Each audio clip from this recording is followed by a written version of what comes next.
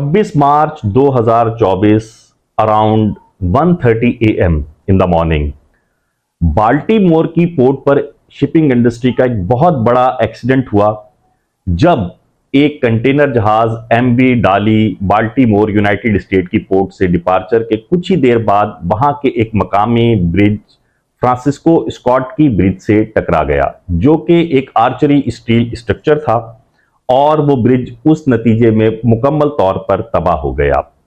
ये जहाज एमवी डाली सिंगापुर फ्लैग शिप है। ये एक कंटेनर जहाज है जो कि 300 मीटर लंबा और 48 मीटर चौड़ा है। ये जहाज डाली 23 मार्च 2024 को बाल्टीमोर की पोर्ट पर बर्थ करता है और 26 मार्च 2024 को early in the morning 1:30 AM वहां से डिपार्चर करता है और कुछ ही देर बाद फ्रांसिस्को स्कॉट ब्रिज से टकरा जाता है, जिसके नतीजे में फ्रांसिस्को स्कॉट ब्रिज मुकम्मल तौर पर तबाह हो जाता है। इस जहाज को सिनर्जी मैरीन ग्रुप, जो कि एक इंडियन कंपनी है, मैनेज कर रही है और उनके स्पोक्समैन के मुताबिक इस जहाज पर 22 अफराद का इंडियन क्रू मौजूद था, जो कि फॉर्चुनेटली बिल्कुल सेफ है, उसे सेफली रेस्क्यू कर लिया गया है।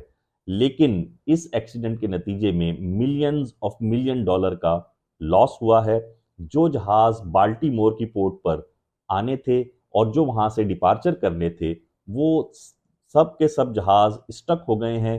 वो तब तक इस पोर्ट को अवेल नहीं कर सकते जब तक कि फ्रांसिस्को स्कॉट ब्रिज का रैक रिमूव नहीं किया जाए। 4 लेन्स फ्रांसिस स्कॉट की ब्रिज पेटेस्को रिवर के ऊपर तामीर किया गया। ये ब्रिज एक 1.6 माइल्स लंबा था। इसकी अंडर क्लियरेंस अराउंड 56 मीटर्स थी। ये इसका लॉन्गेस्ट स्पैन अराउंड 366 मीटर का था। ये ब्रिज इस वक्त मुकम्मल तौर पर तबाह हो चुका है और इत्तफाक की बात यह है कि ये अपनी तामीर के तकरीबन 47 साल बाद बिल्कुल तौर पर मुनहदिम हो गया। 23 मार्च 1977 को इस ब्रिज की ओपनिंग की गई थी